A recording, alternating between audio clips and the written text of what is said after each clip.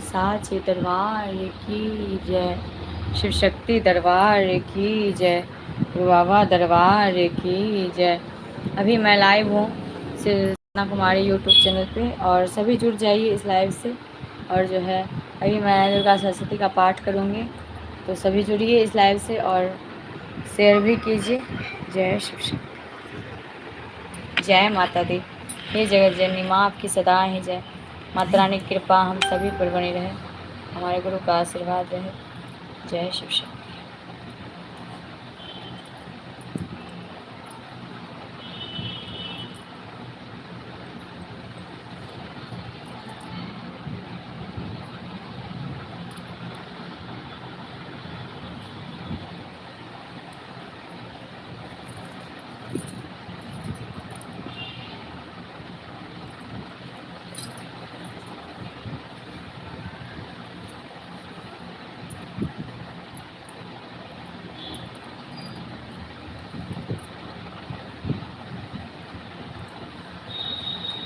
शिव शक्ति दरबार की जय, शिव शक्ति परिवार की जय। माता दी जय जय शिव शक्ति। हर महादेव, जय महादेव, जय जय शिव शक्ति।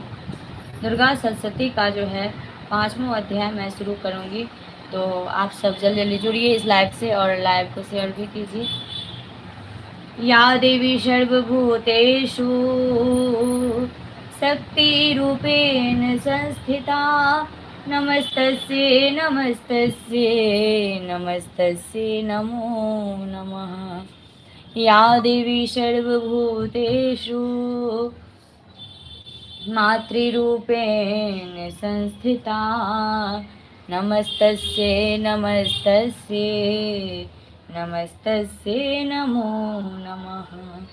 या देवी सर्वभूतेषु विद्यारूपेण संस्थिता, नमस्तस्यै नमस्तस्यै नमस्तस्यै नमो नमः। या देवी सर्वभूतेषु लक्ष्मीरूपेण संस्थिता, नमस्तस्यै नमस्तस्यै नमस्तस्यै नमो नमः। या देवी सर्वभूतेषु दुर्गारूपेण संस्थिता, नमस्तस्यै नमस्तस्यै नमस्तस्यै नमो नमः। बोल साचे दरबार की जय, शिव शक्ति दरबार की जय, गुरु बाबा दरबार की जय। हर हर महादेव, जय महादेवी, जय जय शिव शक्ति। जय गुरु बाबा श्री राघवेंद्र जी, आपकी सदा ही जय हो। जय शिव शक्ति।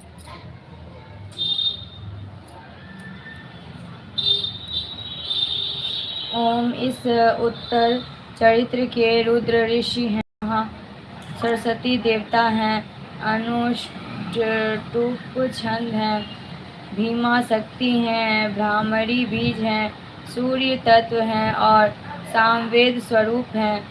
महासरस्वती की प्रसन्नता के लिए उत्तर चरित्र के पाठ में इसका विनियोग किया जाता है। जो अपने कर कमल में घंटा, शूल, हल, शंख, मूसल, चक्र, धनुष और बाण धारण करती हैं, शरद ऋतु के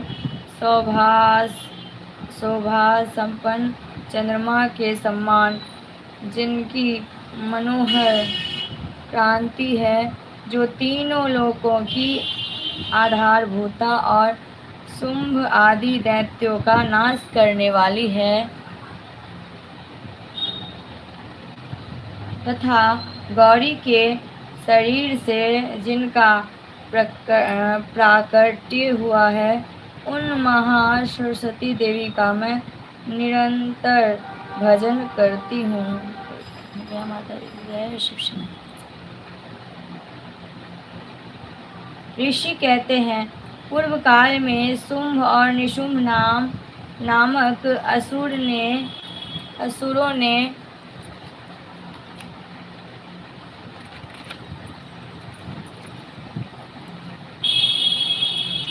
अपने बल के घमंडों में आकर सचीपति इंद्र के हाथ से तीनों लोकों का राज और यज्ञ भाग छीन लिए। वे ही दोनों सूर्य, चंद्रमा, कुबेर, यश और यम और वरुण के अधिकार का भी उपयोग करने लगे। वायु और अग्नि कार्य भी वे ही करने लगे। उन दोनों ने सब देवताओं को अपमानित, राज्यभ्रष्ट, पराजित तथा अधिकारहीन करके स्वर्ग से निकाल दिया।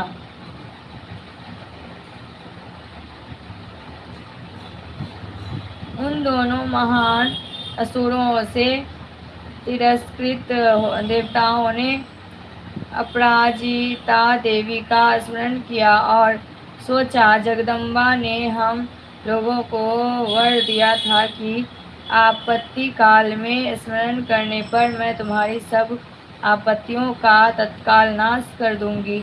यह विचार कर देवता गिरिराज हिमालय पर्वत गए और वहां भगवती विष्णु माया की स्तुति करने लगे। देवता बोले, देवी को नमस्कार है, महादेवी शिवा को सर्वदा नमस्कार है। जय माता दी, जय शिव शक्ति। प्रकृति एवं भद्रा को प्रणाम है। हम लोग नियम पूर्वक जगदम्बा को नमस्कार करते हैं, रौद्रों को नमस्कार करते हैं, नित्या, गौरी एवं धात्री को बारंबार नमस्कार करते हैं, ज्योतिषनामयी, चंद्र रूपिणी एवं सुख स्वरूपा देवी को सत सत प्रणाम है। शरणागतों का कल्याण करने वाली बुद्धि एवं सिद्धि रूपा देवी को हम बारंबार नमस्कार करते हैं। नैतृति, राक्षसों की लक्ष्मी, राजा की लक्ष्मी तथा सर्वाणी शिव पत्नी स्वरूपा आप जगदम्बा को बारंबार नमस्कार है। दुर्गा, दुर्गपारा, दुर्गम संकट से पार उतारने वाली, सारा सबकी सारभूता, सर्वकारिणी, ख्याति, कृष्णा और धूम्रा देवी को सर्वदा नमस्कार है। अत्यंत सौम्य तथा अत्यंत रौद्र रूप देवी को हम नमस्कार करते हैं। उन्हें हमारा बारंबार प्रणाम है। जगत की आधारभूता कृति देवी को बारंबार प्रणाम है। जो देवी सब प्राणियों में विष्णु माया के नाम से कही जाती है, उनको नमस्कार है, उनको बारंबार नमस्कार है। जय माता दी, जय शिव शक्ति।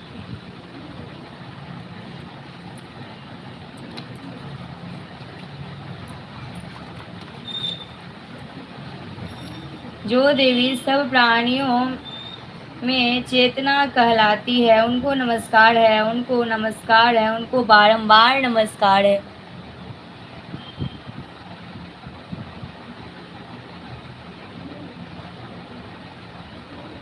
जो देवी सब प्राणियों में बुद्धि रूप से स्थित है, उनको नमस्कार है, उनको बारंबार नमस्कार है। जो देवी सब प्राणियों में निद्रा रूप से स्थित है, उनको नमस्कार है, उनको बारंबार नमस्कार है। जो देवी सब प्राणियों में शुद्धा रूप से स्थित है, उनको नमस्कार है, उनको बारंबार नमस्कार है। जो देवी सब प्राणियों में छाया रूप से स्थित है, उनको नमस्कार है, उनको बारंबार नमस्कार है।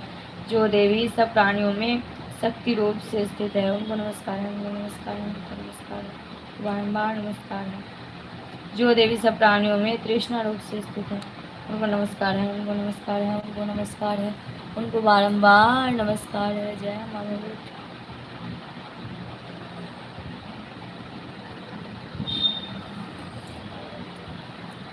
जो देवी सब प्राणियों में शांति क्षमा रूप से स्थित है, उनको नमस्कार है, उनको नमस्कार है, उनको बारंबार नमस्कार है।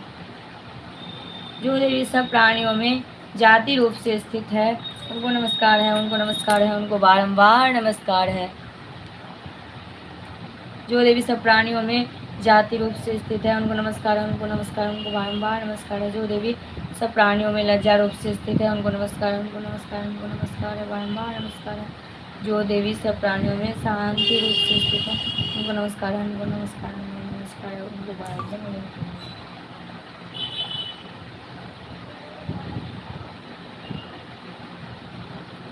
जो देवी सब प्राणियों में श्रद्धा रूप से स्थित है, उनको नमस्कार है, उनको नमस्कार है, उनको बारंबार नमस्कार है।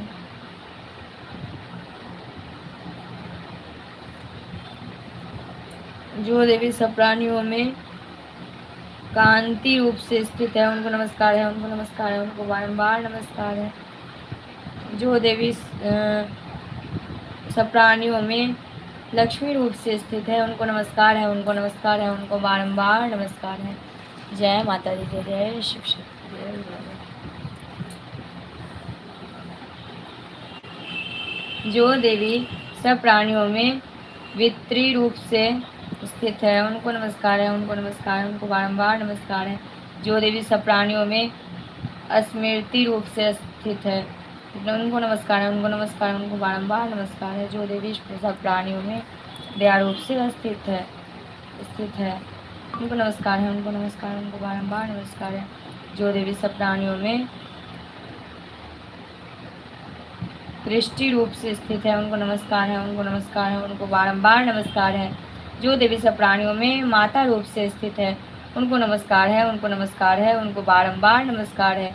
जो देवी सब प्राणियों में भ्रांति रूप से स्थित है, उनको नमस्कार है, उनको नमस्कार है, उनको बारंबार नमस्कार है। जो जीवों के इंद्रिय वर्ग की अधिष्ठात्री देवी एवं सब प्राणियों में सदा व्याप्त रहने वाली है, उन व्याप्ति देवी को बारंबार नमस्कार है। जय माता दी, जय जय शिव। जो देवी चैतन्य रूप से इस संपूर्ण जगत को व्याप्त करके स्थित है, उनको नमस्कार है, उनको नमस्कार है, उनको बारंबार नमस्कार है। पूर्व काल में अपने अभीष्ट की प्राप्ति होने से देवताओं ने जिनकी स्तुति की तथा देवराज इंद्र ने बहुत दिनों तक जिनका सेवन किया, वह कल्याण की साधन भूता ईश्वरी हमारा कल्याण और मंगल करें तथा सारी आपत्तियों को नाश करें। उदंड दैत्यों से सताए हुए हम सभी देवता जिन परमेश्वरी को इस समय नमस्कार करते हैं तथा जो भक्ति से विनम्र पुरुषों द्वारा स्मरण की जाने पर तत्काल ही संपूर्ण विपत्तियों का नाश कर देती हैं, वे जगदम्बा हमारा संकट दूर करें। जय माता दी, जय जय शिव शक्ति, जय गुरु। ऋषि कहते हैं, राजन, इस प्रकार जब देवता स्तुति कर रहे थे उस समय पार्वती देवी गंगा जी के जल में स्नान करने के लिए वहां आई।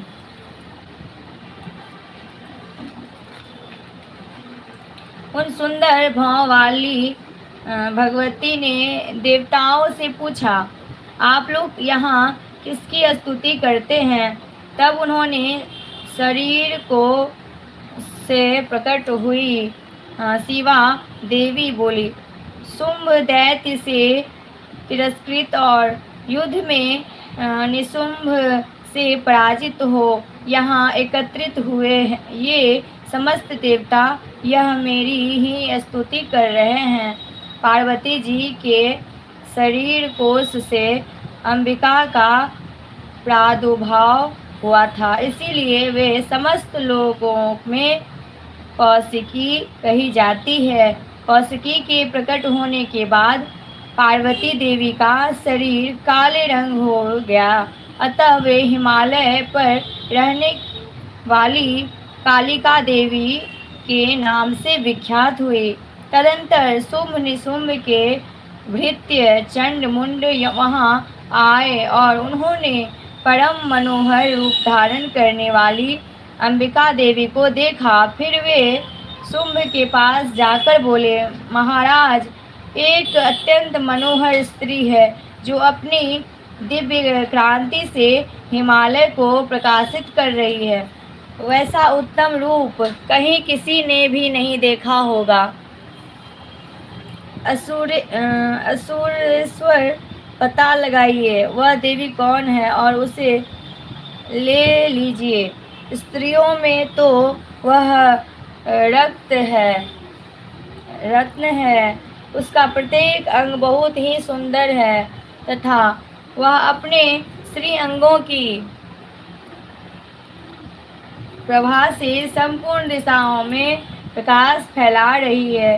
दैत्यराज, अभी वह हिमालय पर ही मौजूद है, आप उसे देख सकते हैं। प्रभु, तीनों लोकों में मणि, हाथी और घोड़े आदि जितने भी रत्न हैं, वे सब इस समय आपके घर में शोभा पाते हैं। हाथियों में रत्नभूत ऐरावत, यह पारिजात का वृक्ष है, और यह उच्च श्रवा घोड़ा, यह सब आपने इंद्र से ले लिया है। हंसों से जुता हुआ यह विमान भी आपके आंगन में शोभा पाता है।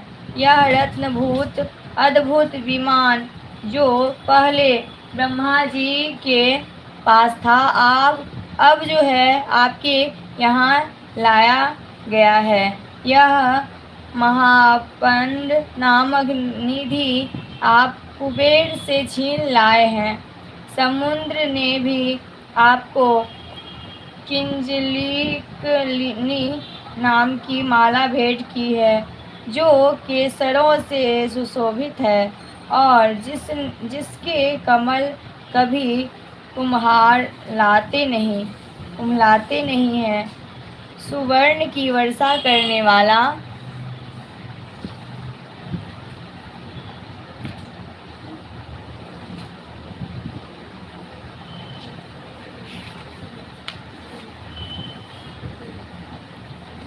वरुण का छत्र भी आपके घर में शोभा पाता है तथा यह श्रेष्ठ रथ जो पहले प्रजापति के अधिकार में था, अब आपके पास मौजूद है। दैत्येश्वर, मृत्यु की उत्क्रांति नाम वाली स्त्री भी आपने छीन ली है तथा वरुण का पास और समुद्र में होने वाले सब प्रकार के रत्न आपके भाई निशुंभ के अधिकार में है। अग्नि ने भी स्वतः शुद्ध किए हुए 2 वस्त्र आपकी सेवा में अर्पित किए हैं। दैत्यराज, इस प्रकार सभी रत्न आपने एकत्र कर लिए हैं। फिर जो यह स्त्रियों में रत्न रूप कल्याणमयी देवी है, उसे आप क्यों नहीं अपने अधिकार में कर लेते?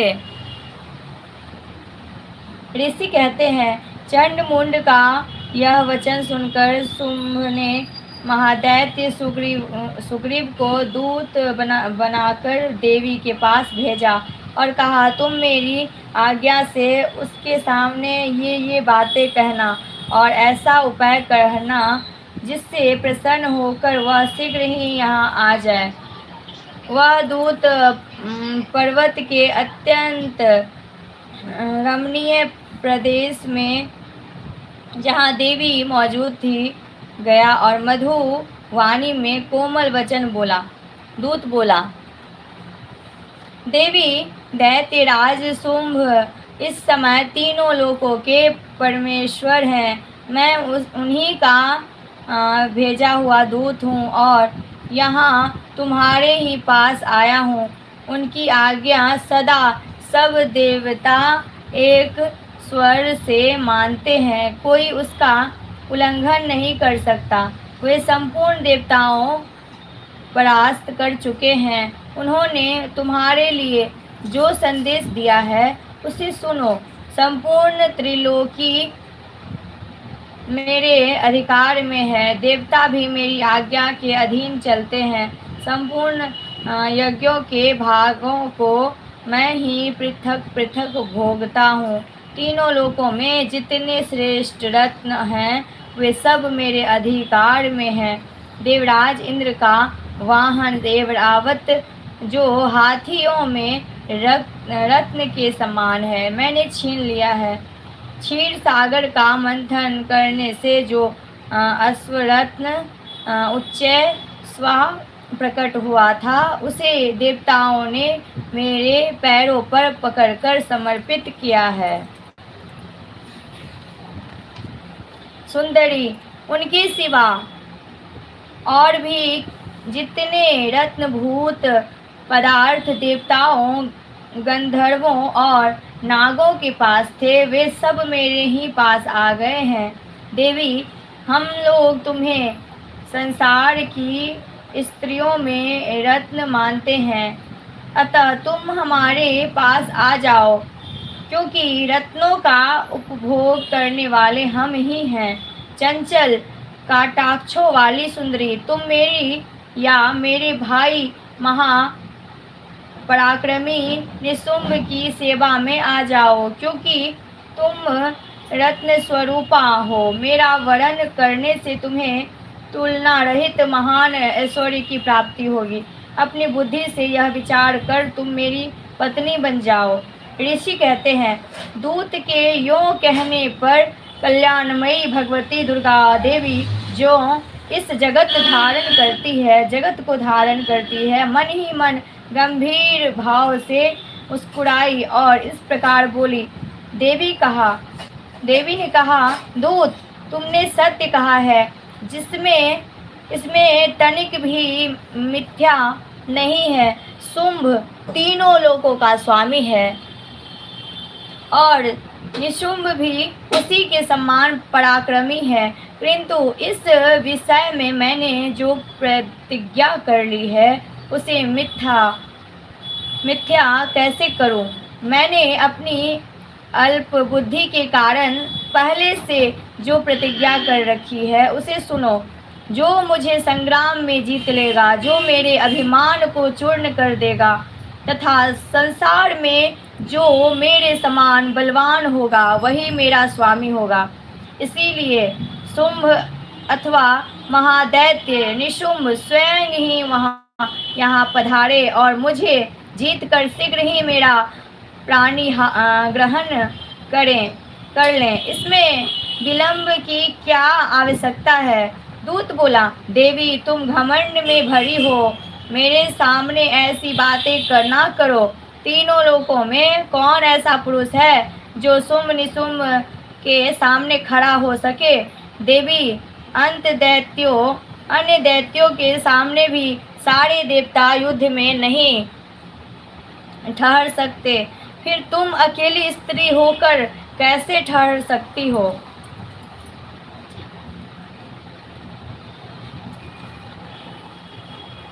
जिस शुंभ आदि दैत्यों के सामने इंद्र आदि सब देवता भी युद्ध में खड़े नहीं हुए, उनके सामने तुम स्त्री होकर कैसे जाओगी? इसीलिए तुम मेरे ही कहने से शुंभ निशुंभ के पास चलो।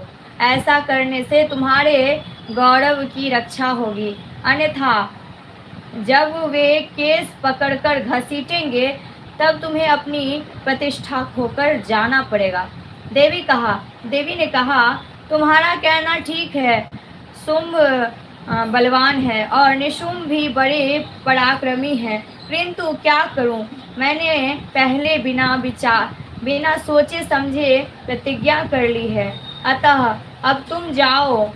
मैंने तुमसे जो कुछ कहा है वह सब दैत्यराज से आदरपूर्वक कहना, फिर वे जो उचित जान पड़े करें। इस प्रकार श्री मार्कंडेय पुराण में सार्वणिक मनवंतरी कथा के अंतर्गत देवी महात्म्य में देवी दूत संवाद नामक 5वां अध्याय पूरा हुआ। बोलिए प्रेम से जय माता दी, जय जय शिव शक्ति, जय गुरु बाबा श्री राघवेंद्र जी आपकी सदा ही जय हो। जय जय शिव शक्ति, जय माता दी।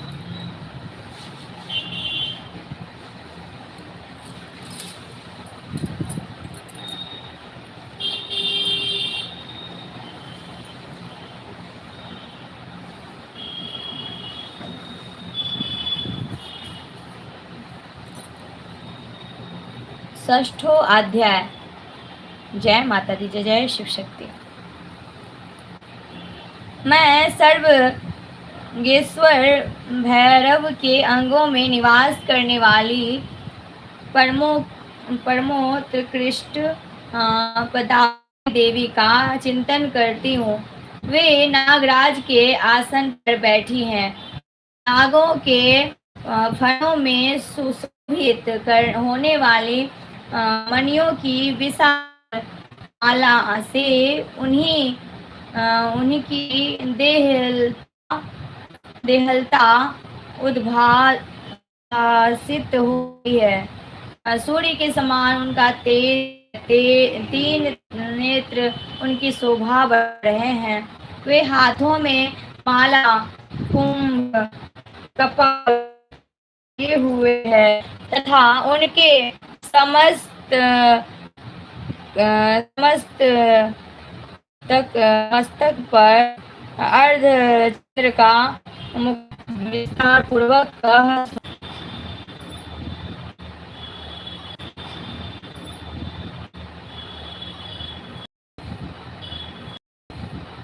कोई तुम्हारा दूसरा खड़ा हो या कोई तुम्हारा दूसरा खड़ा हो या वह देवता यह 8,000 असुरों की सेनाओं साथ लेकर वहां से तुरंत चल दिया। वहां राजा ने भेजा है तो स्वयं ने भेजा है तो स्वयं भी हो और तुम्हारे साथ विशाल सेना भी है। ऐसी दशा में यदि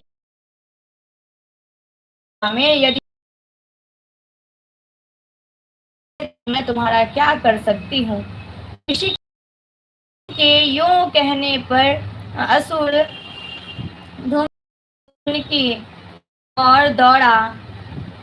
तब अंबिका ने हूं शब्द के उच्चारण मात्र से उसे कर दिया।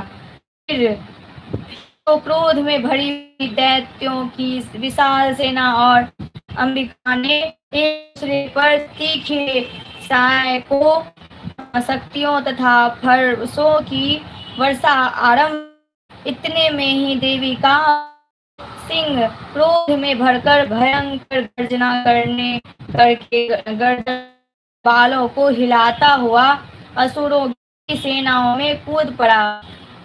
उसने कुछ दैत्यों को पंजों की मार से, कितनों को अपने जबड़ों से और ही महादैत्यों को पटक कर ओठ की दाढ़ों से घायल करके मार डाला। उस सिंह ने अपने नखों से कितनों के पेट फाड़ डाले और थप्पड़ महान उस महाबली सिंह ने क्षण भर सेना संहार कर डाला। शुंभ ने जहाँ की देवी ने दोनों दैत्यों को आज्ञा दी, हे चंड और हे मुंड, तुम लोग बहुत बड़ी सेना लेकर वहां जाओ। उस देवी के बेटे पकड़कर अथवा उसे इस प्रकार उसको लाने में तो युद्ध में सब प्रकार के शस्त्रों आसुरी सेनाओं का करके उसकी हत्या कर डालना। हे माँ, जय माता दी, जय शिव शक्ति।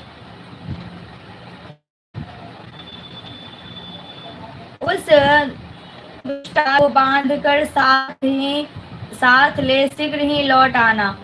इस श्री मार्कंडेय पुराण में सावर्क मनवंतरी कथा के अंतर्गत देवी महात्म्य में धूम्रलोचन वध नामक छठा अध्याय पूरा हुआ। जय माता दी।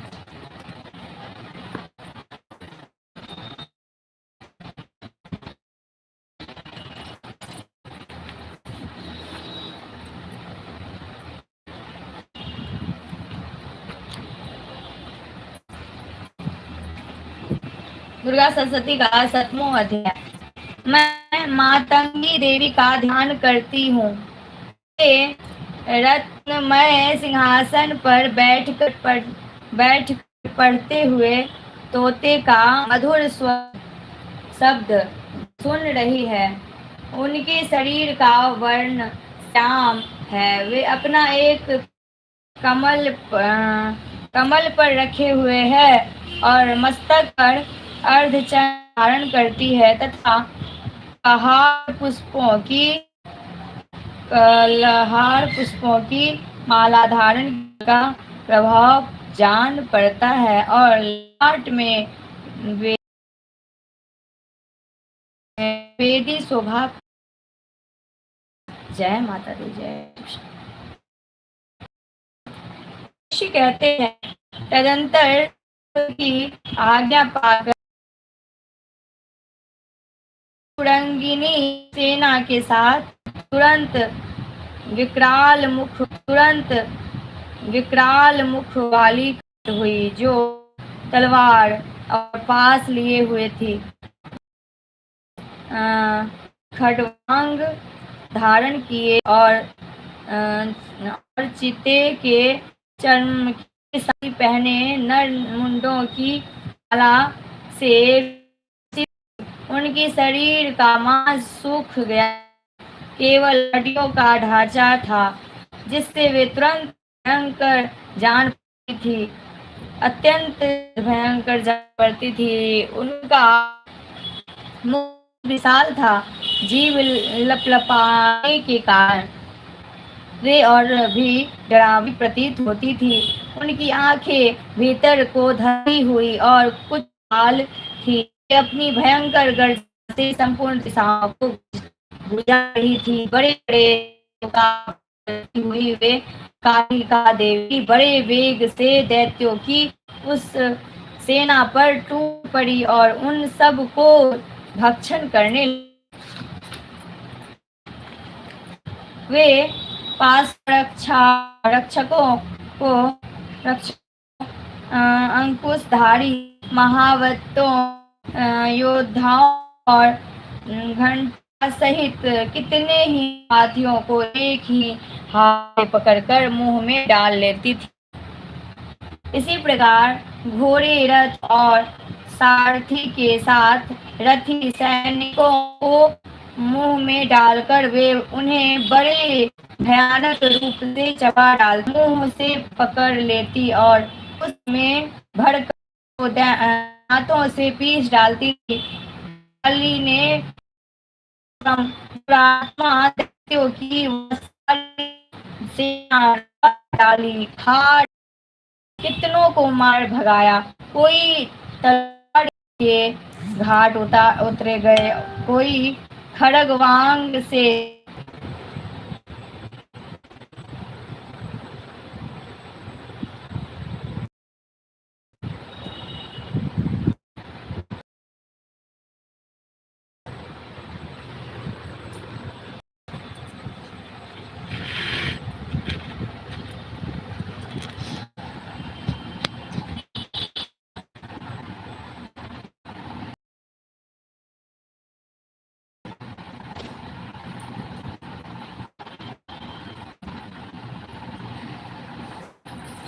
अष्टमों अध्याय। मैं अरुणिमा आदि सिद्धि गई किरणों से आवृत भवानी का ध्यान करती हूँ। उनके शरीर का रंग लाल है, नेत्रों में करुणा लहर रही है तथा हमें पास अंकुश बाण धनुष शोभा पाते हैं। ऋषि कहते हैं, चंड और मुंड नामक दैत्यों के मारे जाने राजा आज्ञा दी।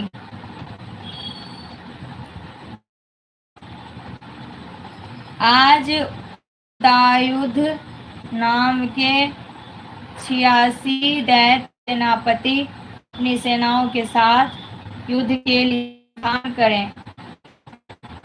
शंभु नाम वाले दैत्यों के 84 सेनानायक अपनी वाहिनी से जुड़े हुए यात्रा करें।